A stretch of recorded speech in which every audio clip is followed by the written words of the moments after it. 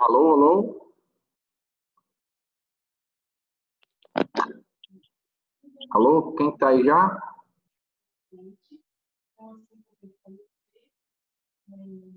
E aí, mano?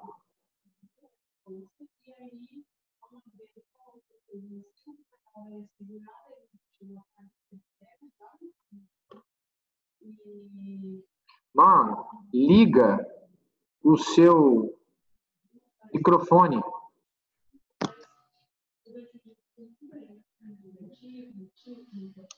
E aí, Daltinho? E aí, mestre? Tudo na paz? Tô na Unimed. Ah, vai ser rapidinho aqui. Aí, Mário, ligou o microfone aí, Mário? Eu tô ouvindo vocês plenamente. Vocês me ouvem? Tranquilo. E aí, Thales, tudo na paz? Tudo jóia, graças a Deus. Ah, desculpa. Beleza. Daltinho, tranquilo? Show. Beleza. Thales, então tá tranquilo aí, né? Na hora que eu espelhar aqui, vou fazer um teste aqui para ver se vai dar certo.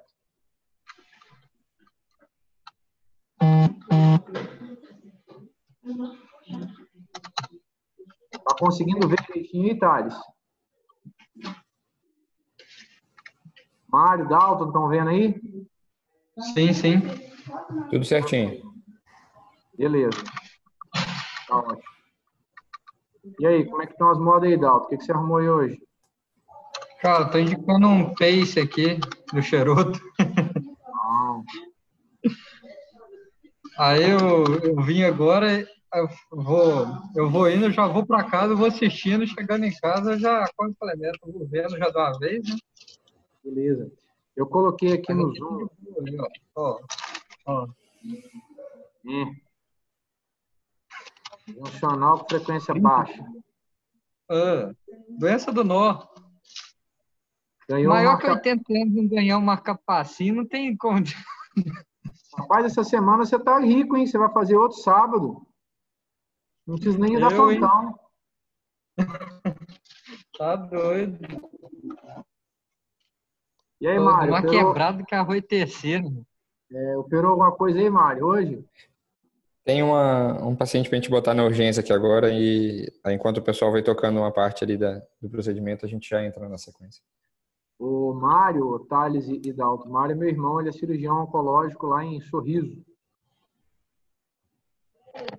Mato Grosso. Boa noite, pessoal. Tudo bem? Prazer. Boa noite. Bom, daqui a pouquinho a turma já vai entrando.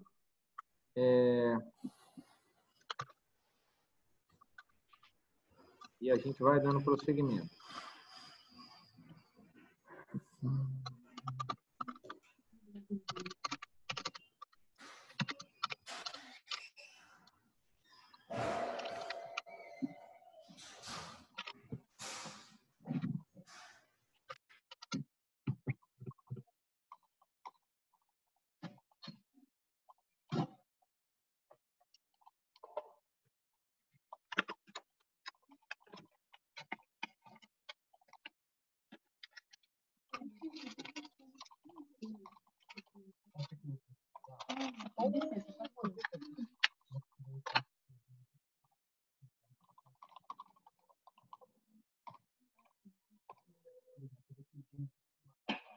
Tem que pedir aquela folhinha que pede essa folhinha, aquela folhinha que pede material, não tem aquela folhinha que pede material? Não é. É uma folhinha assim.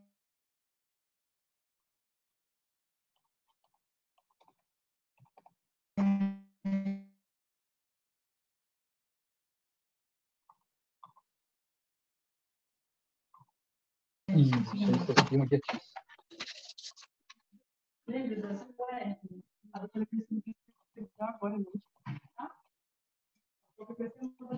Mário, Abraço, fica com Deus. Mário.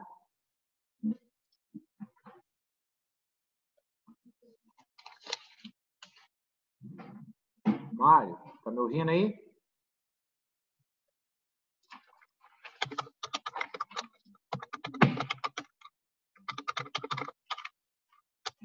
Obrigado, obrigado. Quero isso tudo, vou levar para o consultório. Isso aqui.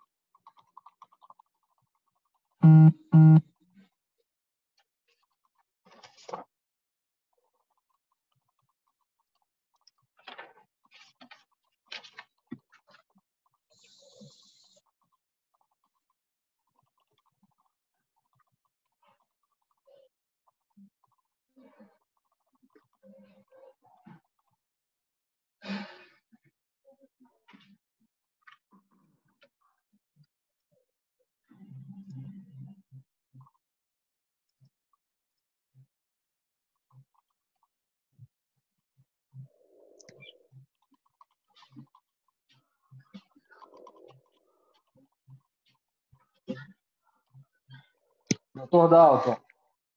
E aí, mestre? Fala, meu amigo. Vamos? Tudo jóia. Ó, Graças a Deus. acompanhando o vídeo. Aí sim. Bom, já tem aí o Rodrigo Olivieri. Laísa, cadê seu filho, Laísa? Por enquanto pode mostrar filho, daqui a pouco vai ficar sério. Vamos transmitir até para o YouTube hoje. Rodrigão com as neném aí. Ó, tá botando até o fone aqui para ouvir, ó. Tudo bem, princesa? Essa aí é qual? É a Valentina? É a Helena. Fala quem você é, filha. Você tá com vergonha, minha filha?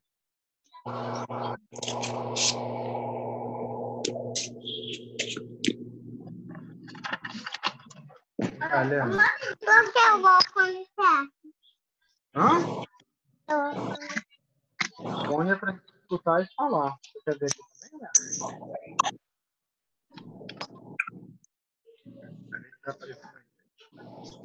Olha. Beleza, a turma tá entrando aí. O João também tá aí já, né? Tudo tranquilo aí, João? Tá me ouvindo bem? Beleza, tranquilo. Você vai botar no YouTube, eu vou até botar uma camisa disfarçada, eu tô de pijama, porra. Nada, tá tranquilo. É, tá bom. O Dalton tá com medo de pegar o coronavírus, está assistindo a reunião de máscara, porque ele acha que pega pelo computador, entendeu? Rapaz, eu sou o único pobre que estou aqui no hospital, mano. Todo mundo em casa, entendeu? Cara, você tá ganhando mais dinheiro que todo mundo, rapaz. Você tá trabalhando. Ah, Tá produzindo, rapaz. A turma já tá entrando aí, já já a gente começa.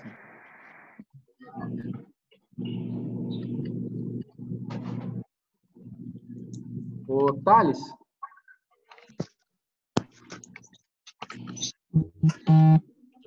Thales, tá me ouvindo aí? Thales, assim que a gente... Tá faltando um pouquinho, né? 7h40. Começando 7h30, já começa a transmitir lá no YouTube, né? Beleza. É o seguinte, turma. A gente vai fazer aqui no Zoom com os participantes. Onde você colocou o celular, papai? Nós vamos transmitir pelo canal do YouTube para os alunos e para o pessoal da EMED. Eu vou falar na reunião. E aí a gente fica aqui no Zoom em menos pessoas, que aí dá menos conflito para todo mundo poder participar, entendeu?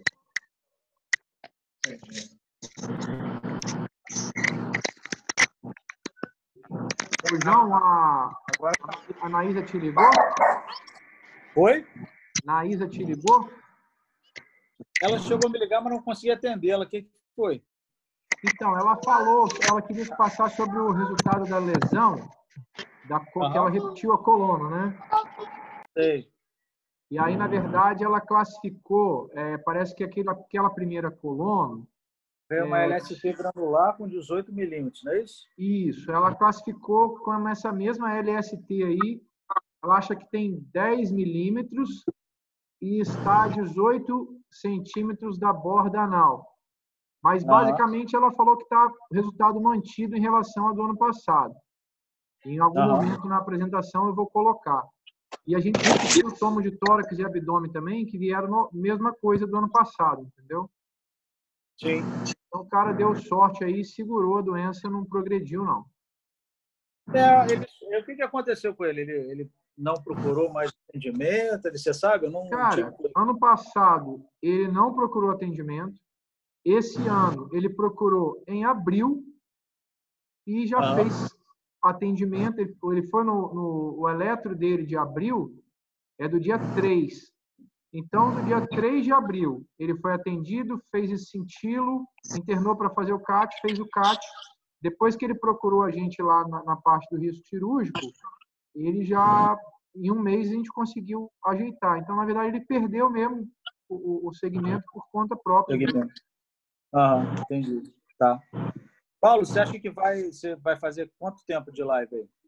Cara, estou imaginando aqui que uns 40 minutos, depois de começar às 7h30, a partir de 7h30, uns 40 minutos. Eu acho que não vai dar mais que isso, não. Tá. Não, só se eu tiver uma coisa de sair, que eu estou aqui assistindo um curso aqui de ultrassom no retal, e tem um pessoal que está com a gente. Se eu tiver que sair, eu aviso vocês aqui, de repente, uma mensagem aqui e tal, mas vamos tocando aí. Beleza, tá ótimo. Já vamos começar, daqui a 5 minutos. O Thales, que está aqui conosco, o Thales é estudante de medicina da UFES e representa a Associação dos Estudantes de Medicina do Espírito Santo, que teve uma iniciativa muito interessante nessa época de quarentena e ajudando bastante aí com essas aulas online para, enfim, para a gente conseguir transmitir isso para os alunos aí nesse período. Durante a reunião, gente, eu vou tentar desligar o microfone de cada um para que só quem esteja falando esteja com o microfone ligado. E aí, a partir do momento que a reunião for acontecendo e que vocês quiserem também, podem interromper a qualquer momento, vocês fiquem à vontade. Mas a gente vai tentar, assim, deixar menos microfones ligados para dar menos interferência, entendeu? Tá certo. Isso aí. Mas vai dar certinho. Ilustre presença do Dr. Mário Bernardes, hein? Olha só. Conversei com o Carlos. O Carlos está entrando aí, ó. O João Carlos, o Rodrigo, o Mário está aí também participando. Tá? Dr. Carlos Campanharo. Tá uma reunião de coordenador, de amigo, de irmão. Tá bem bacana. Show. E aí, Carlos, muito boa noite, meu cara. Como é que estão as coisas aí em Colatina? Tudo jóia?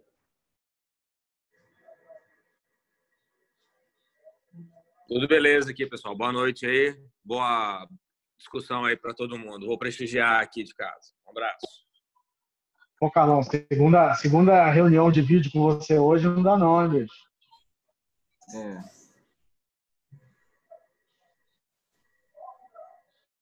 Rodrigo, né? Rodrigo que falou aí, né? Fui eu, Carlão. Não, mas na primeira eu não interagi, não, pô. Eu cheguei atrasado. Agora essa aqui eu vou acompanhar. Beleza.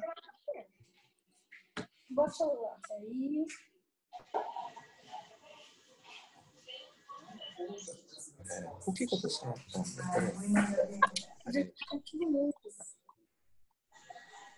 Opa, boa noite. Fala, Carlos. Boa noite. Bom? Boa noite. Tudo tranquilo? Seja bem-vindo aí. Prazer nosso. Beleza. Thales, na hora que der 7h30 começa a transmitir para o YouTube automático, né? Beleza. Então, na hora que der 7h30, a gente já faz as devidas apresentações e começa. A Fernanda, você está me ouvindo bem aí? Tô. Tranquilo. A Fernanda é nossa R1 de card, que vai fazer a apresentação do caso na parte inicial. E...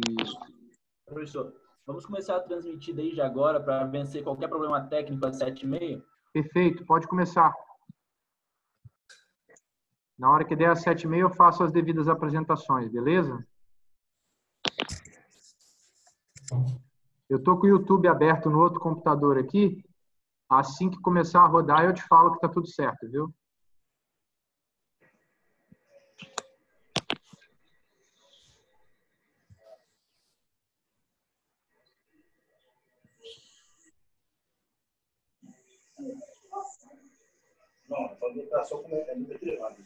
Eu queria estar assistindo.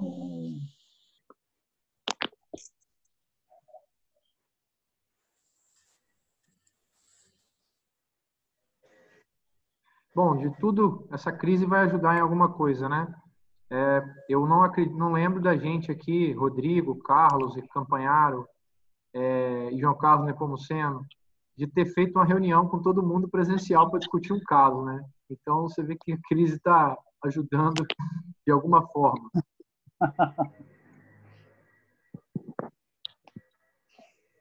Acho que essas reuniões são extremamente válidas. Acho que é um pontapé para a gente continuar com isso aí, Paulo. A iniciativa é muito boa. Bom, Boa tá noite. dando... Boa noite, boa noite.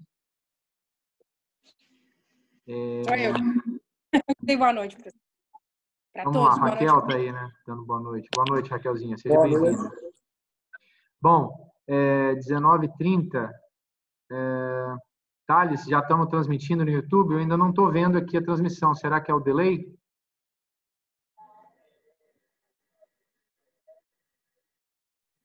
Oi, Thales. Estou vendo, só não estou conseguindo ficar o áudio. Vou ver se vai aparecer agora. Tudo bem. Eu vou começar, então, dando boa noite a todos, agradecendo a presença de cada um de vocês aqui. Essa é uma iniciativa que a gente começou no serviço de cardiologia já há algumas semanas, que está proporcionando resultados bem interessantes. E hoje a gente conta com uma reunião multidisciplinar, um formato inovador. Contamos aí com os colegas as áreas envolvidas no caso hoje, que é um tema em cardio-oncologia. Então, a gente conta com a equipe de cardiologia, com os preceptores da equipe de cardiologia. Eu me chamo Paulo Bernardes, eu sou coordenador do serviço de cardio, contamos com os demais preceptores. Temos aqui, representando o serviço de oncologia, o Dr. Rodrigo Olivieri, e temos representando aqui o serviço de cirurgia, Dr. Carlos Alexandre e Dr. João Carlos Nepomuceno. Temos alguns convidados pelo Zoom, Dr. Mário Bernardes, cirurgião oncológico. Agradeço aí ao João Carlos e ao Carlos Alexandre a parceria, por possibilitar de estar fazendo essa parceria com o Mário.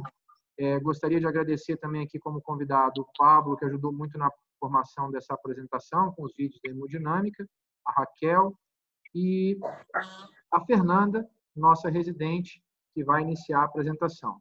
Também gostaria de registrar a imensa ajuda do grupo da AEMED, da Associação de Estudantes de Medicina do Espírito Santo, para os quais eu mando um forte abraço na pessoa do Thales, que tem me ajudado nessa parte digital.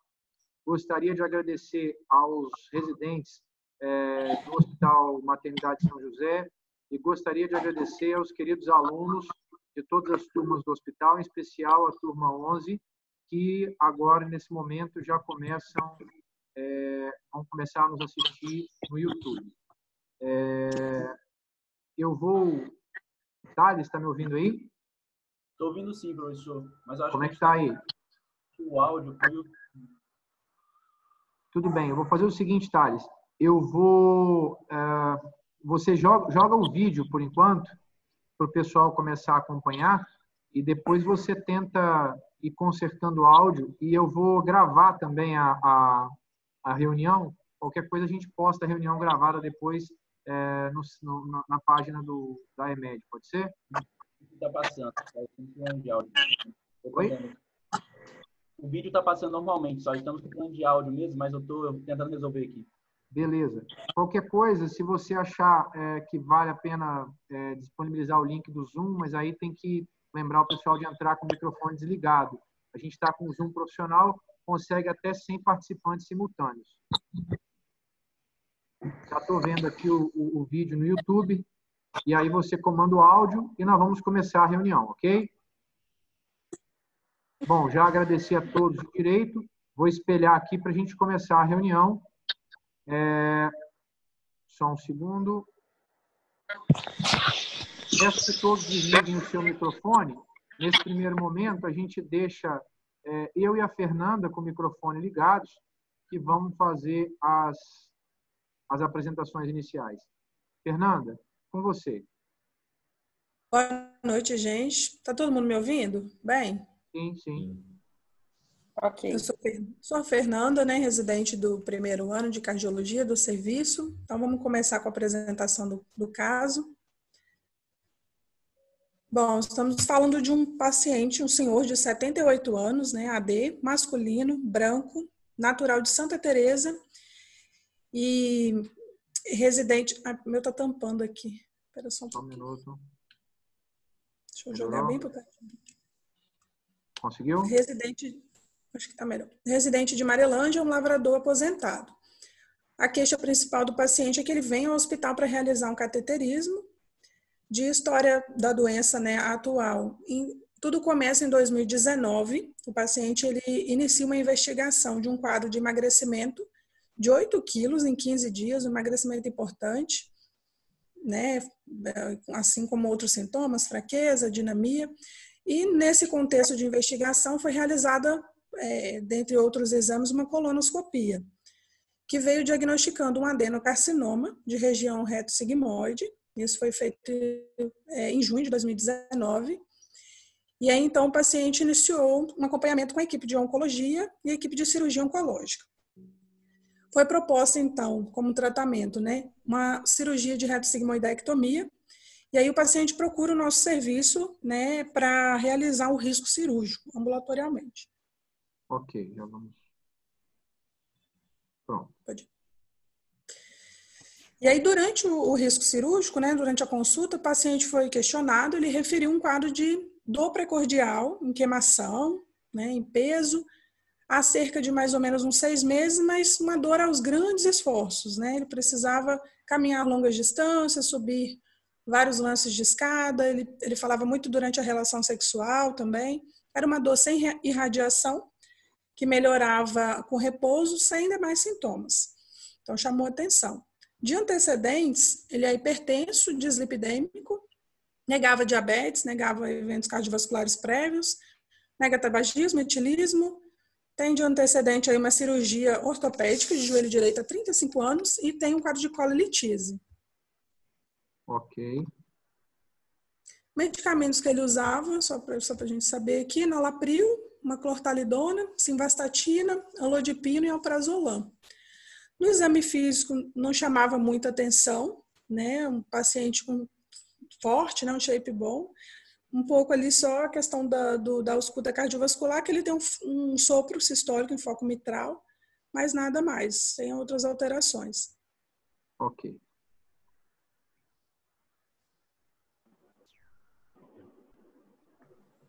E foram feitos alguns exames complementares. Deixa eu passar o meu vídeo aqui para esse lado aqui que está tampando, Paulo. Só um minutinho, gente. Na colonoscopia, né, que ele fez em junho, né, de 2019, apresentou essa presença dessa lesão polipóide na transição de reto-sigmoide. Foram feitas biópsias, né, era um pólipo céssio, uma região avermelhada, tinha 15 milímetros. E foram feitas biópsias.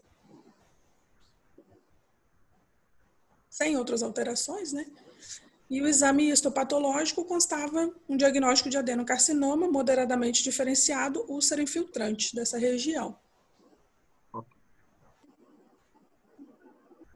E aí foram feitas algumas tomografias, né, para estadiamento, E 6 meses depois, meu não está aparecendo aqui. Só um segundo. Aí.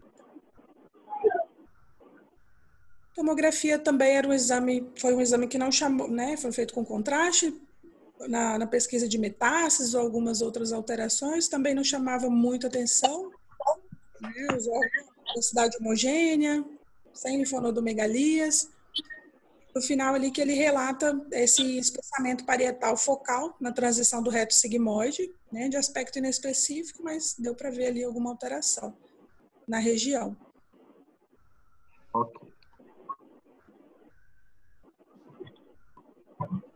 Tá conseguindo ver, Fernanda? Vamos falar do eletro? É porque não está aparecendo. Aí. É Pronto. porque está demorando um pouquinho para aparecer aqui para mim. Sim, entendo. O eletrocardiograma, né, aparentemente normal, ritmo sinusal, sem sinais de arritmia, sem sinais de sobrecargas ou isquemia. Eletro normal, né, que manteve o padrão durante a internação. Ok.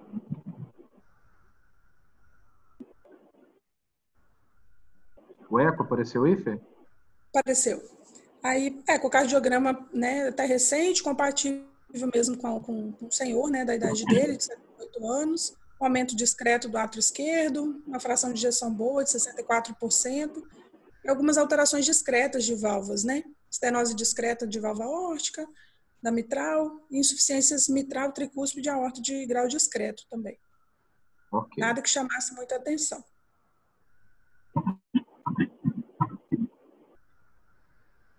Espera aí que vai aparecer. Não apareceu ainda não. E a gente tem o exame de cintilografia. Dado essas queixas do paciente, né, no momento da consulta do risco cirúrgico, foi solicitado um teste, então, de isquemia ambulatorialmente. E aí o paciente realizou essa cintilografia com dipiridamol.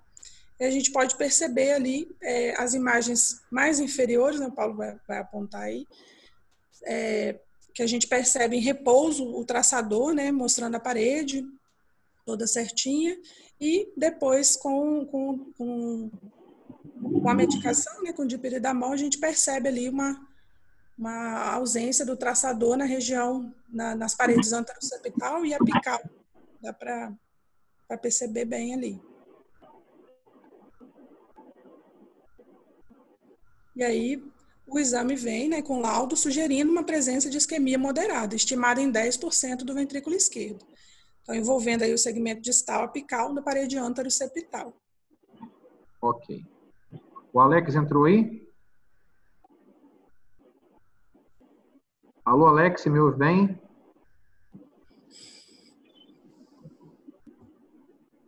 Bom, Fernanda, qual foi o motivo na consulta inicial que levou à solicitação da cintilografia? Foi a questão dos sintomas mesmo, né, do paciente. Uhum. Ele apresentava uma dor típica, né? Alex, me ouve?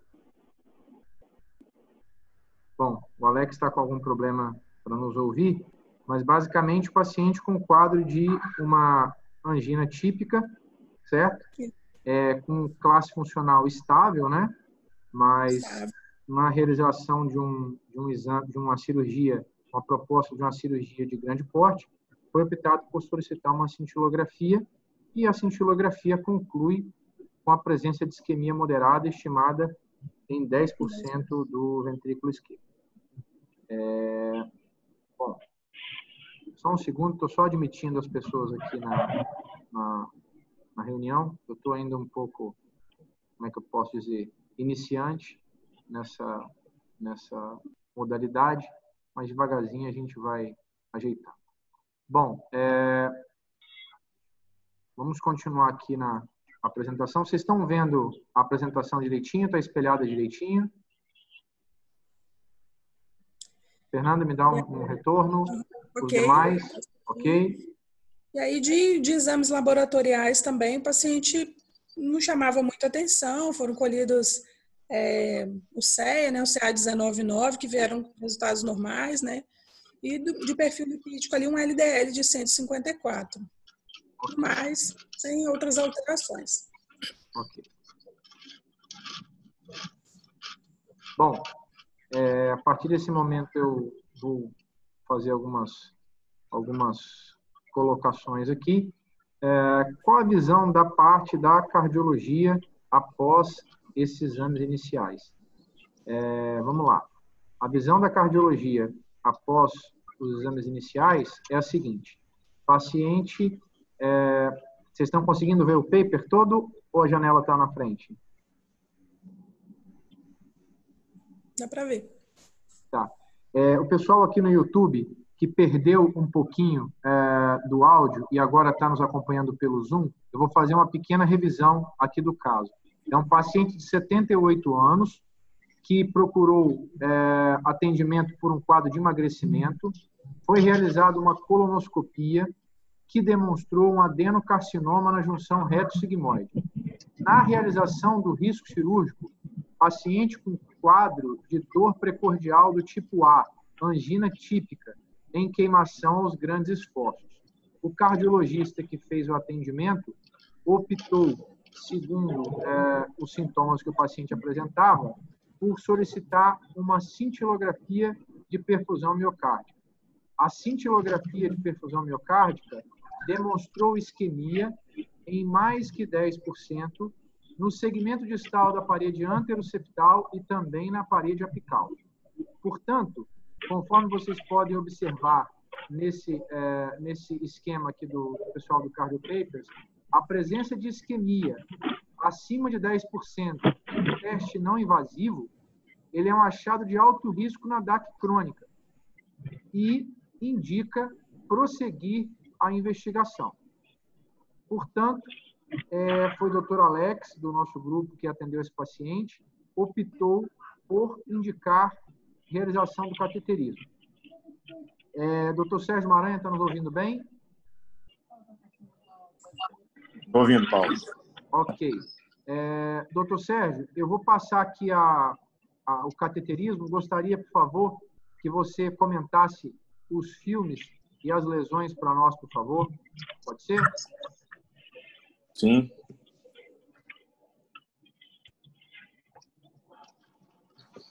Bom, está rodando o primeiro filme? Sim, rodando. Isso é uma artéria coronária direita em projeção oblíqua esquerda. Sumiu agora o filme. Agora em projeção oblíqua esquerda cranial. E que mostra uma lesão proximal importante, uma lesão ostial. Uma lesão de mais do que 70%, num vaso calcificado, seguida de uma outra lesão também de uns 70% de obstrução no terço médio, e uma terceira lesão, também uma lesão importante no segmento distal, antes da bifurcação dos ramos descendente posterior e ventricular posterior. Nessas projeções aí não dá para poder identificar muito bem a lesão ostial, não, que foram passadas, mas ela, de fato, ela existe. Não sei se tem uma outra projeção que visualiza melhor, mas dentro lá da hemodinâmica a gente conseguiu identificar bem essas lesões proximais. Por esse vídeo consegue ver melhor, Sérgio? Sim.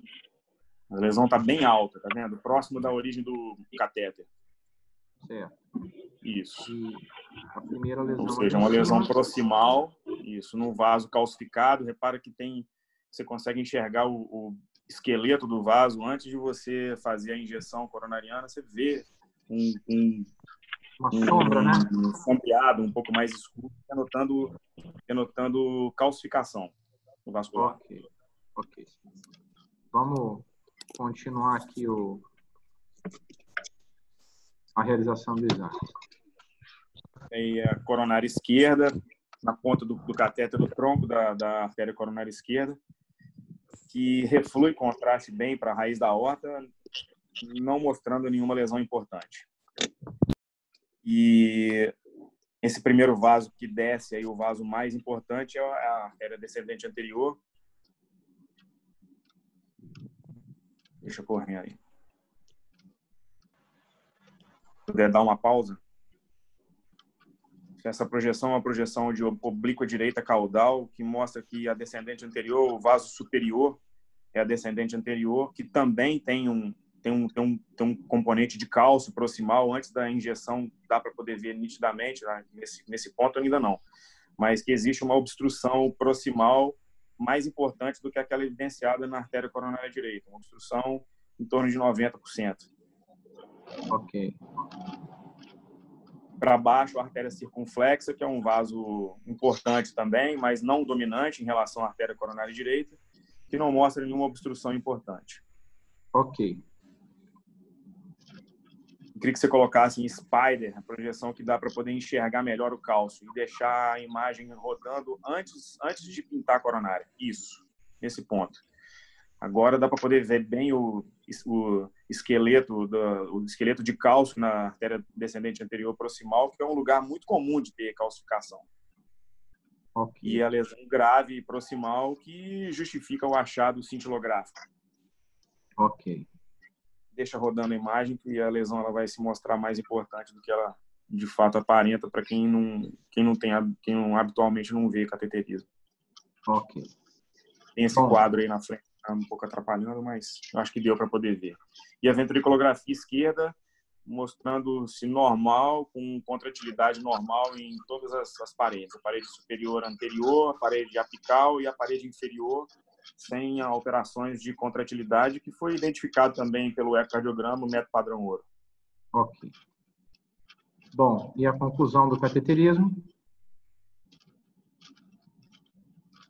Coronariopatia com comprometimento importante.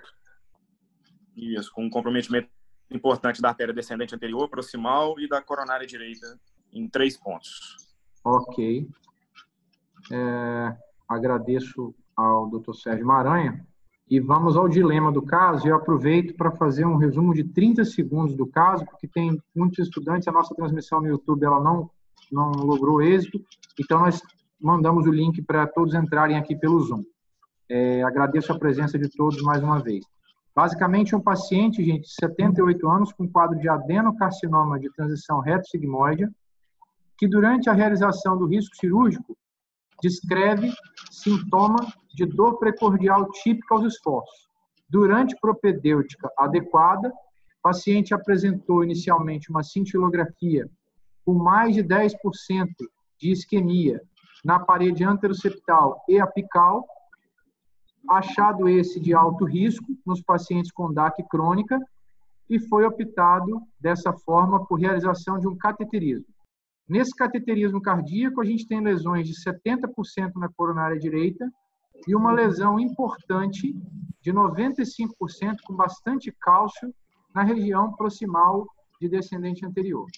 E eu pergunto, o grande dilema desse caso, e que é um dilema que cada vez mais nós nos deparamos, porque nós temos agora, ultimamente, uma concomitância muito grande de doença cardiovascular, o cuidado da saúde tem melhorado e os pacientes têm ficado com uma longevidade maior.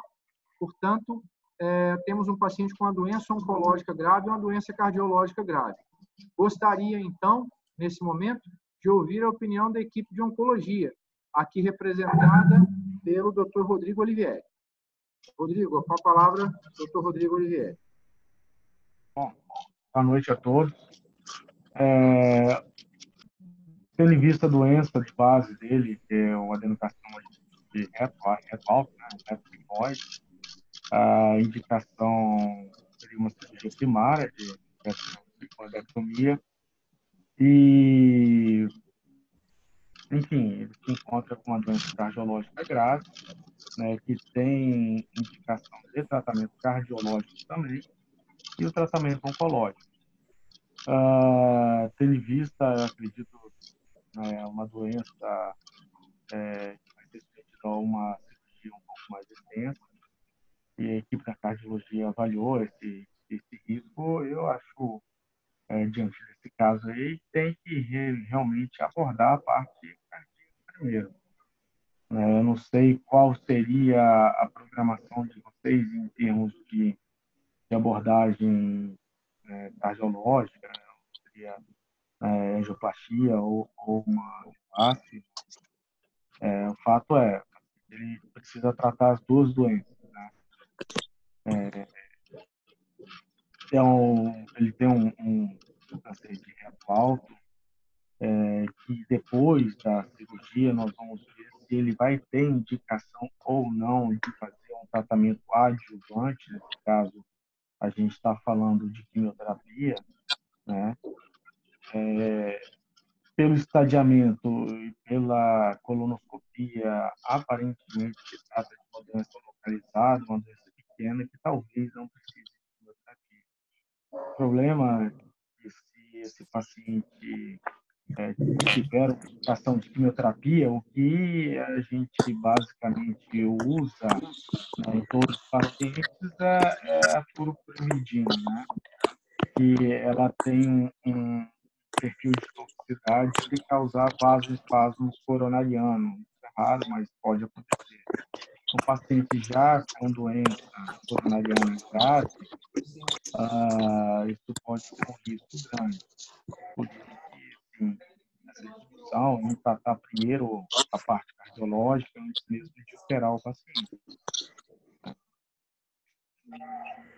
Ok. Rodrigo, gostaria de registrar aqui o convite feito pelo Dr. Leonardo, que você gentilmente aqui veio representar vocês dois. Então, você está valendo por 2. Depois eu vou te dar a palavra novamente no final. Beleza, meu amigo. Vamos passar agora para a opinião da equipe de cirurgia, cirurgiões do serviço. Dr. João Carlos e Dr. Carlos Meneghelli, inicialmente, para fazer os comentários. Opa, tudo bem? Vocês estão conseguindo me ouvir? Conseguindo te ouvir, ok. Beleza. Na verdade, que esse caso, a gente está tendo uma discussão. Queria parabenizar você, Paulo, pela sua uma coisa que eu acho que a gente precisa no nosso hospital, mas, inicialmente, a gente pode dizer que homogênea, que a gente poderia imaginar que era uma lesão que inicialmente poderia ser uma dissecção por via endoscópica, fazer uma... João, só um momento, cara. Eu acho que tem mais gente com o microfone aberto, está dando muita interferência. Turma, por favor, atenção todos aqui. Vou pedir, por favor, para deixar todos os microfones desligados. Assim mesmo. Exceto quem está falando, por favor. Obrigado. Acho que já deu certo, né? Beleza, João? Beleza. Então, Paulo, eu acho que é o seguinte, esse paciente, talvez o dilema fosse menor se a gente tivesse essa opção, tá? Por ter uma LST granular homogênea, a gente sabe que é uma lesão que tem aproximadamente 0,9% de chance de invasão submucosa. Mas eu acho que o que fecha o caso é a tomografia. A tomografia mostra espessamento parietal na região da transição reto-sigmoide. E isso eu acho que ninguém teria coragem de tentar uma excisão por via endoscópica, né, pela grande possibilidade, pela alta probabilidade no estadiamento de ter invasão de maior do reto. Tá?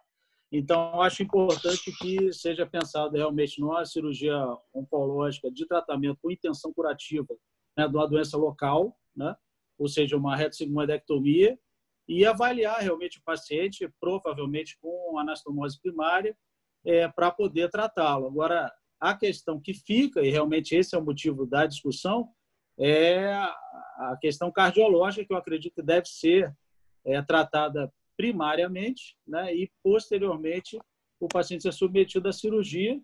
Acredito eu que é um caso, pelo estadiamento inicial, que deve receber quimioterapia adjuvante, até pela maneira que se apresentou pela tomografia. Mas é claro que o fim disso a gente vai ter no histopatológico. Tá? Ok. O João, vou passar a palavra para o Carlos, e depois, eventualmente, para o Mário. O João e o Carlos discutiram esse caso comigo durante a semana, e como eles são muito atenciosos e detalhistas, pediram para repetir a colonoscopia e a tomografia. Esse resultado dessa colonoscopia, dessa tomografia de hoje, a tomografia de ontem, desculpe, e a colonoscopia de hoje. E observem que a colonoscopia, eu acabei de conversar agora há pouco tempo com a pessoa que fez a colonoscopia, parece que o resultado bem parecido com à anterior, a despeito da primeira colonoscopia ter sido realizada em 2019. E também conversei com o radiologista, que fala também, João, que o espessamento parietal é de mesmo aspecto comparado com a tomografia do ano passado. Gostaria Sim, isso é bom. ouvir o Carlos também agora. Carlos, está me ouvindo bem aí? Vou sim. Eu reitero o que o João e o Rodrigo já começaram a mencionar. Ninguém duvida que o quadro cardiológico dele é prioritário nesse momento.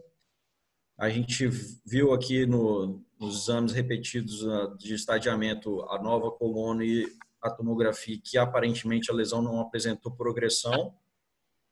Não tem adenomegalia regional. Existe uma incongruência aí entre a colonoscopia, que sugere uma lesão inicial, uma LST de 1 centímetro.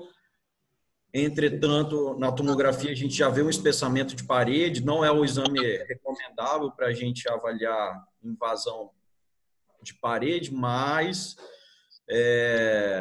com essa informação a gente já leva e questiona aí esse tratamento local, como o João mesmo falou. Então, acho que a programação cursa para isso mesmo, tratamento cardiológico e cirurgia no segundo momento de ressecção laparotômica, que é a nossa realidade, com anastomose primária. Ok. Gostaria, nesse momento, primeiro de agradecer ao Carlos e ao João, e ao Rodrigo também. Rodrigo, acabei que eu não avisei no final, mas que eu solicitei ao Carlos e ao João, como cirurgiões da equipe, da gente, com conflito de interesse, colocar o Dr. Mário Bernardes, que é meu irmão, que é cirurgião oncológico, que nos ouve nesse momento, e gostaria de passar a palavra para algum comentário, Mário. Bom, primeiramente, muito boa noite a todos. Agradeço o honroso convite, parabenizo pela atitude e, sem dúvida alguma, difundir conhecimento, ainda mais conhecimento de altíssima qualidade com todo esse grupo de colegas que aqui estão presentes, é muito válido.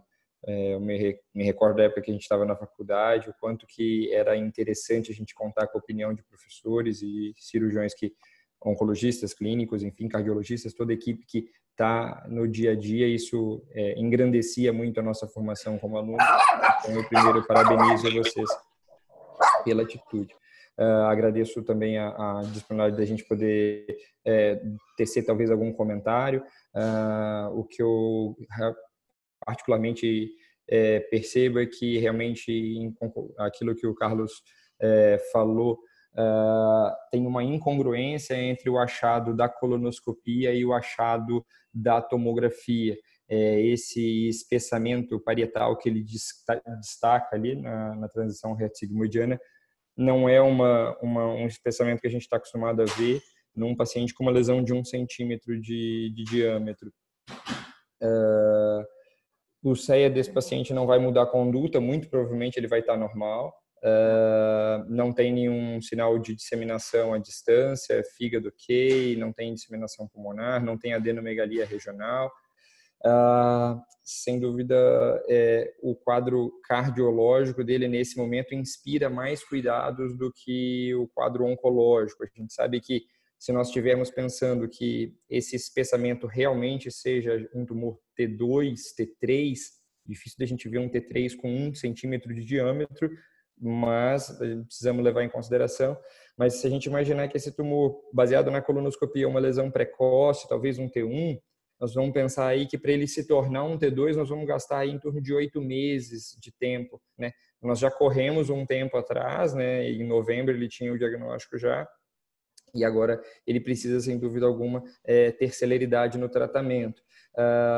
Um adendo apenas que eu faria é que nesse cenário que nós estamos agora de Covid, e parabenizando vocês aí do Hospital Maternidade São José, vocês são Covid-free. Assim, a proposta de vocês é de ser um hospital que se mantenha trabalhando independente da pandemia de Covid. para cuidar de pacientes cardiológicos, de pacientes oncológicos. Eu acho que isso é muito válido, esse raciocínio de vias livres de Covid. Eu acho que ele é muito válido quando a gente conversa com as pessoas que estão fora do Brasil, em países que estão sendo assolados pela pandemia do Covid-19, todos eles comentam sobre o papel benéfico para não postergar o tratamento de pacientes oncológicos de hospitais Covid-free. Nesse cenário, eu realmente tenderia a aguardar o posicionamento da cardiologia, seja em termos de tratamento endovascular, seja por tratamento cirúrgico, e, num segundo momento, propor a ressecção oncológica desse paciente com a retossigmoidectomia. Faço apenas um adendo que, caso esse paciente tenha uma má evolução em relação à cirurgia cardíaca ou ao cateterismo, quer que seja, se ele tiver uma má evolução, se tiver um grau de complicações maiores, acabar perdendo muito performance, temos que lembrar que esse paciente tem 78 anos e eu acho que também não dá para a gente descartar uma ressecção endoscópica para ele, como um ISD. Eu acho que uma mucosectomia eu não faria, mas, novamente, esse achado da colonoscopia, ele é discrepante do achado da tomografia. Talvez eu tenderia mais a levar em consideração o achado da colonoscopia e deixaria como segunda opção um tratamento de ressecção endoscópica, caso ele fosse considerado um paciente de alto risco para cirurgia. Enfim, a gente tem que estar com essa visão em mente aí e oferecer isso para o paciente, sabendo que a morbimortalidade é muito diferente de uma ressecção endoscópica para uma ressecção cirúrgica do cólon, e talvez é um paciente com essa idade, com esse problema, com esse grau de acometimento de doença cardiovascular, talvez um paciente cuja perspectiva de vida possa ser substancialmente menor e até impactar na nossa decisão de um tratamento mais restrito do ponto de vista oncológico. Mas eu acho que é um ótimo caso, cabem as duas interpretações, não vejo obrigatoriamente uma conduta certa ou outra errada, mas eu favoreceria tratamento do quadro cardiovascular, na sequência, abordagem cirúrgica com retossigmoidectomia, e se ele não tolerasse o procedimento, enfim, pensar em ressecção endoscópica, talvez mais direcionada pelo laudo da colonoscopia. Ok. Agradeço aí a discussão e vamos, uma vez que houve aí uma confluência de ideia da equipe, tanto da oncologia quanto da cirurgia, cabe a nós da cardiologia decidirmos a melhor abordagem para esse paciente, sabendo que ele não tem tempo a perder, que ele precisa realizar a cirurgia oncológica dele o mais rápido possível. Nesse contexto, nós vamos aqui inicialmente falar sobre a opinião da equipe de cardiologia, e a gente tem que ser nessas reuniões bem justos. Eu convidei os colegas cirurgiões, porém, eu confesso que eles estão implantando um marca-passo, inclusive de um doente nosso da enfermaria que tem uma certa urgência, e eles não estão presentes. Então, a gente vai representar a opinião cirúrgica, mas inicialmente eu gostaria de convidar mais uma vez o Dr. Sérgio Maranha, que é um médico hemodinamicista da nossa equipe, para ouvir a opinião dele acerca da possibilidade de tratamento endovascular desse tipo de lesão. Dr. Sérgio, está nos ouvindo?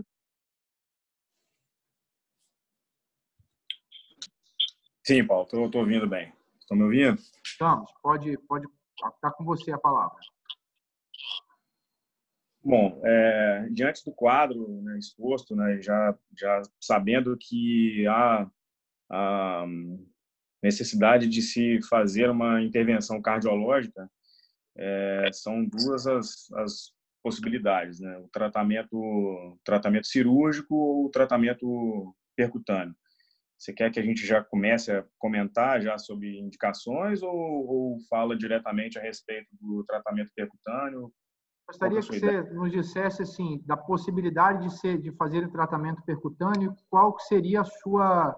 O que você utilizaria? Seria uma angioplastia convencional ou se precisaria de ter algum cuidado especial pelo fato da lesão ser uma lesão com a quantidade de cálcio muito considerável?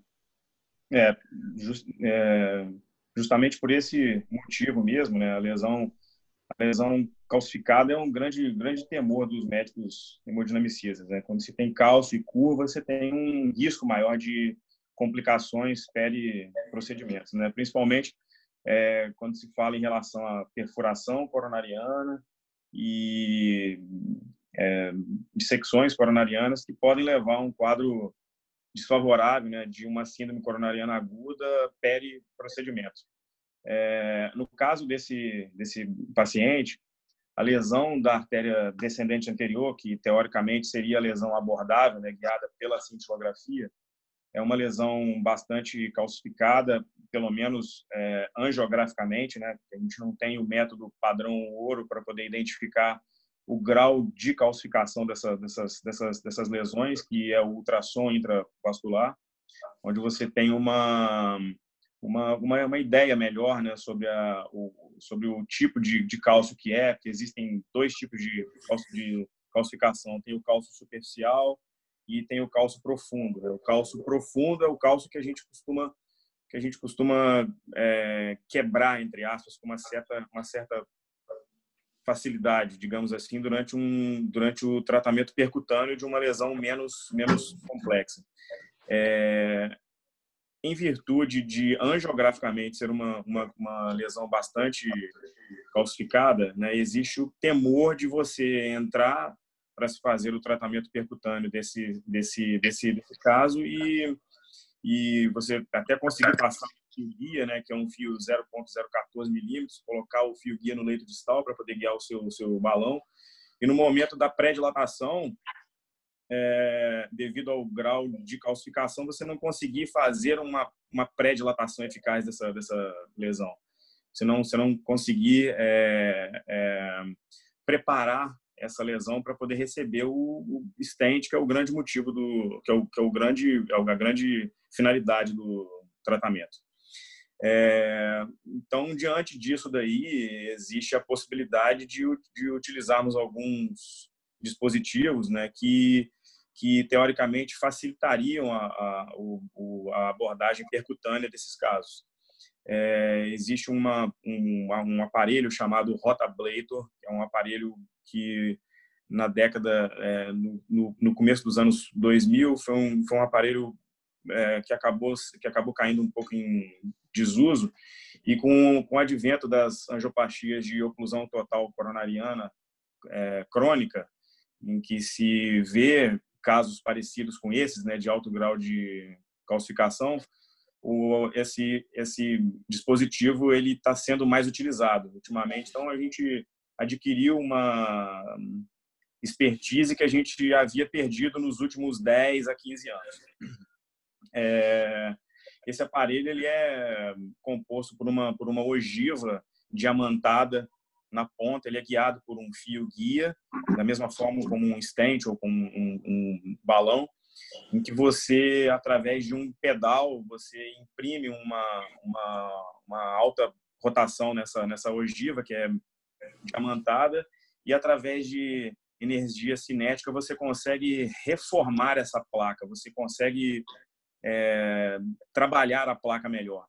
Então, são 140 a 180 mil rotações por minuto, o que poderia provocar poderia transformar a energia cinética em energia térmica e que com esse fato acabaria reformando melhor essa placa e consequentemente você conseguiria implantar o stent com uma facilidade maior. E existem algumas complicações que são complicações que podem ser evidenciadas nesse tipo de procedimento, é que essa ogiva, como ela vai pulverizando a placa, ela pode microembolizar para a circulação distal, a depender da forma como você vai trabalhar em cima dessa placa, né, provocando o que a gente chama de slow flow, ou seja, fluxo lento coronariano, o que clinicamente se traduziria em infarto peri-procedimento, né, infarto tipo 4A, ou então até mesmo uma dissecção coronariana inadvertida que você não conseguiria tratar com um stent, ou até mesmo ruptura coronariana por conta do grau de calor que você tem com esse dispositivo. Mas, ao mesmo tempo, né, não dá para poder identificar, não dá, você tem que ir preparado para poder fazer esse procedimento com esse dispositivo, que é o rotablator, mas não quer dizer que necessariamente você vai usá-lo, entendeu? Pode ser que, no momento, você use um catéter balão comum ou um cutting balloon, que a gente chama, que é um catéter balão que tem como se fossem umas lâminas que ajudam a quebrar a placa. E se realmente o cálcio for um cálcio profundo, né, facilita muito a pré-dilatação dessa lesão. Então, tecnicamente, existe essa possibilidade de tratamento percutâneo que teríamos disponível em caso de decisão por esse método. Ok. Algum outro colega da cardiologia presente aí?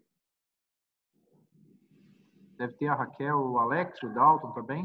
Bom, vamos continuar aqui e eu já passo a palavra para os meus colegas. Primeiro, eu gostaria de dizer que nós somos privilegiados no nosso hospital, porque muitos hospitais não têm serviço de hemodinâmica, muitos hospitais não têm serviço de cardiologia, de cirurgia cardíaca. Nós somos privilegiados porque nós temos serviço de hemodinâmica, temos serviço de cardiologia, e esse catéter rotablator, que é um catéter extremamente custoso, nós trabalhamos no SUS, esse paciente é um paciente que está sendo discutido no ambiente de SUS. Prontamente, o Dr. Sérgio e a equipe dele conseguiram viabilização desse catéter para a realização do procedimento.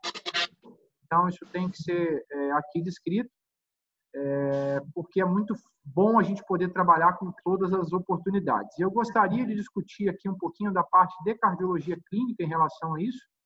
Trata-se, portanto, de um paciente com doença coronariana estável, um limiar estável, para o qual nós sabemos que o tratamento é eminentemente clínico, com controle de fatores de risco, uso de estatina de alta dose e alta potência, uso de antiagregante plaquetário e uso de inibidor de enzima. E também agentes antianginosos, conforme diretriz da Sociedade Brasileira de Cardiologia, desde primeira linha até quarta linha. Portanto, o tratamento inicial do paciente com DAC crônica é um tratamento clínico.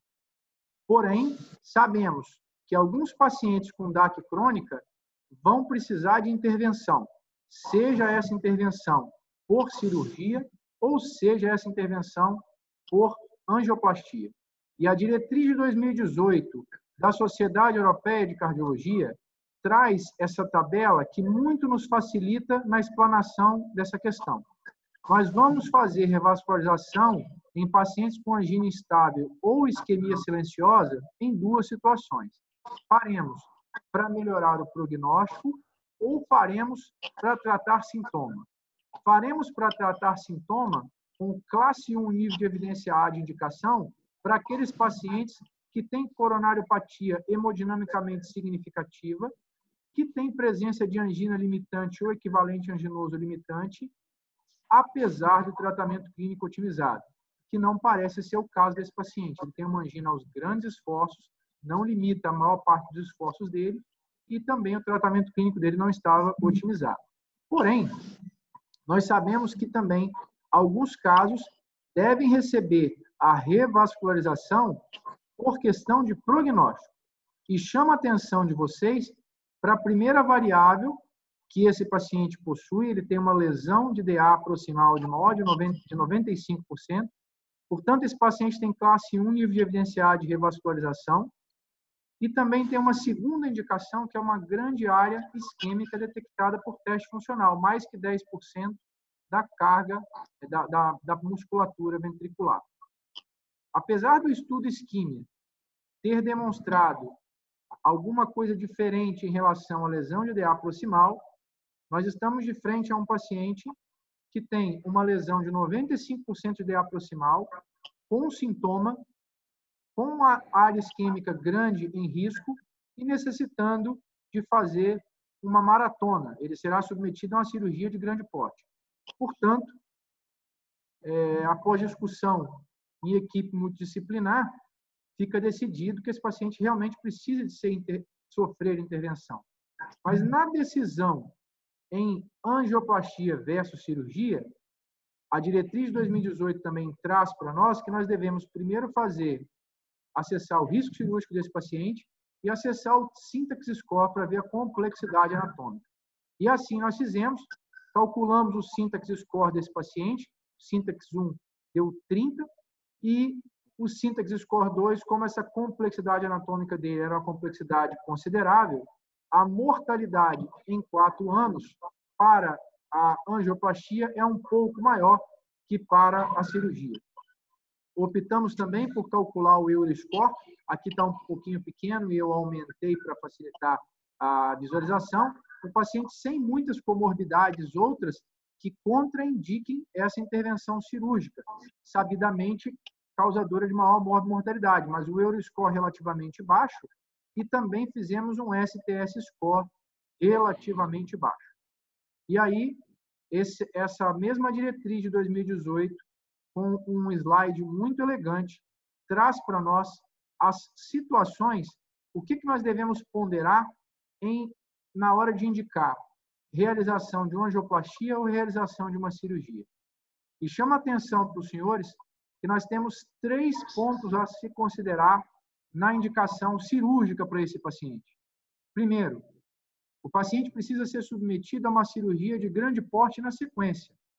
Portanto, em termos gerais, as angioplastias de lesão de DA proximal, que idealmente devem ser feitas com stent farmacológico, elas necessitam de uma dupla terapia antiagregante plaquetária de no mínimo 3 meses, idealmente 6 meses, a depender do stent até um pouco mais. Um outro fator que favoreceria a indicação cirúrgica seria a complexidade anatômica e a quantidade severa de cálcio atrapalhando a expansão do balão. Embora, nesse momento, eu reitero que essa severidade de calcificação, com o cateter e com a perspicácia técnica da nossa equipe de hemodinâmica, seria facilmente suplantado e esse stent poderia ser colocado.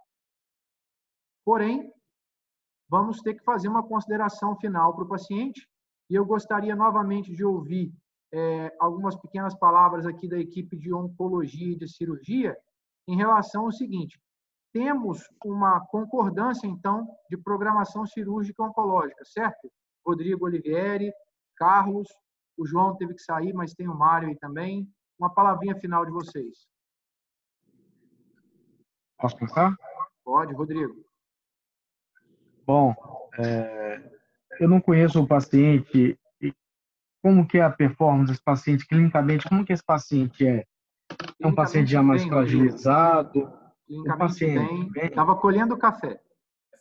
Ótimo. Semana passada. Se bobear, vai colher amanhã. Dá um ânimo a mais, porque, porra, você pensar que o cara vai poder sofrer uma revasc, depois uma retossigmoidectomia, é muita coisa, né, cara? Eu acho que é o motivo dessa discussão justamente isso, né? A gente ponderar aqui todos os fatos baseado em evidência para definir o que é melhor para esse paciente. O fato é que realmente ele precisa sofrer essa intervenção cardiológica primeiro.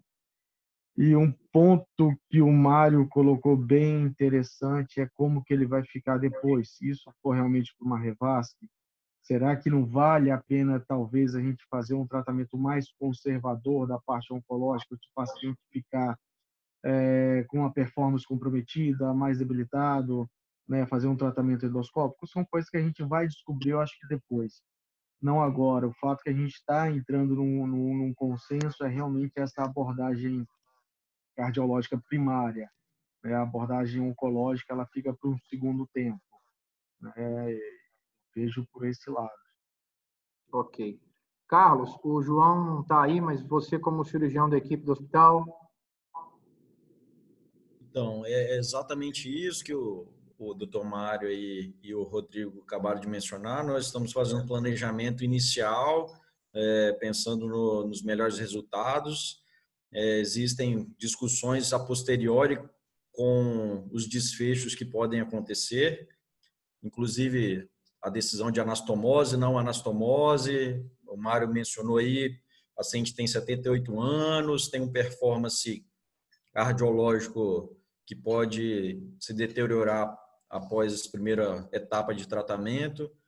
Então, acho que, primeiramente, é aquilo que nós comentamos, tratamento cardiológico, seguido de cirurgia de ressecção laparotômica, como vocês falaram, um paciente atualmente com performance adequado para isso, e discutir, conforme a evolução do quadro, a mudança de programação, caso haja mudança do perfil do paciente.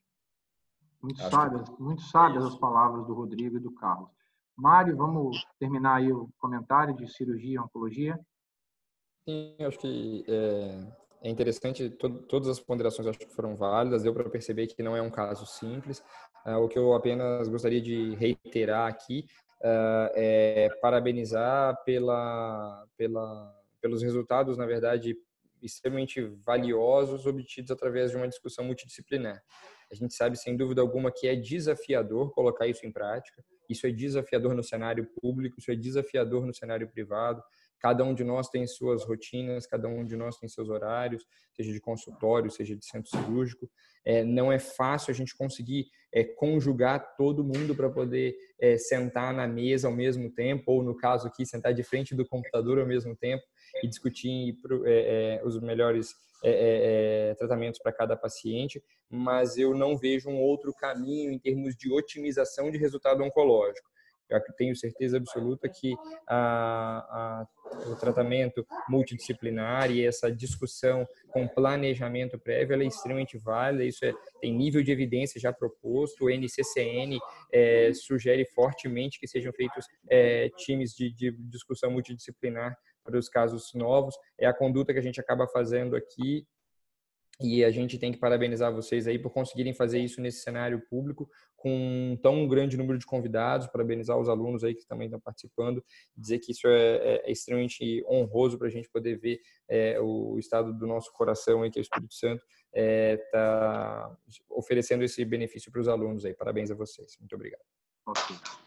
Gostaria de dar a palavra agora aos colegas da equipe de cardio. Eu estou vendo aqui quem está online é a Raquel, Dalton, Alex, Sérgio, por favor.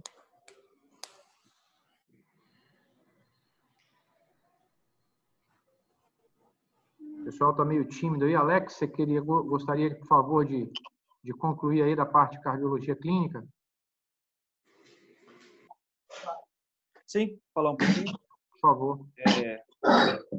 Primeiro, parabenizar, né? Acho que todo mundo é extremamente válida essa discussão, foi bem enriquecedora, né? Acaba que a gente, quando está dentro da especialidade, fica muito voltado para a nossa prática e acaba não vendo muito o que acontece fora. Então, valeu bastante a pena ver com relação às outras especialidades e a nossa própria discussão. Com relação ao paciente, eu acho que você bem demonstrou aí que ele tem indicação muito clara de fazer alguma estratégia de revascularização. É um paciente que, apesar de ter 78 anos, ele tem um status funcional muito bom, nem parece ter mais de 70 anos. E o que as evidências mostram para a gente, né, mais recentemente, inclusive, é que esses pacientes, quando têm indicação na DAC estável, eles se beneficiam principalmente da revascularização cíclica. Né? Oi?